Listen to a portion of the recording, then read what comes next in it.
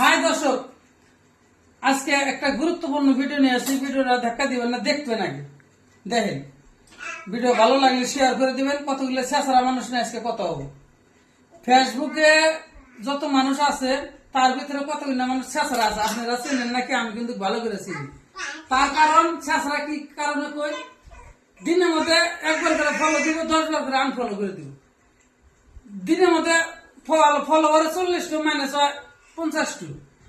মান ফলো করে না, এই শেষরা মানুষগুলো না ভালো লাগে না, ফলো করে না ভাই, ফলো দিয়ে আনফলো করে না। এটাই আমার কথা, মূল বিষয় এটাই ছিল।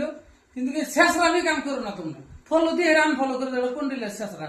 তোমার নতুন শেষরা মানুষ ফেসবুক জগতে নেই। এটা হলো শেষরা কাম। ফলো দিয়ে আনফলো করে দেবে। ফলো দিয়ে ভালো লাগে না, ফলো দিও না, কিন্তু আনফলো করো না। শেষরা কাম করো না। দিনে 40-50 করে আনফলো হওয়া যায়, মাইনাস হওয়া যায়। এটা কোন ধরনের ব্যবহার?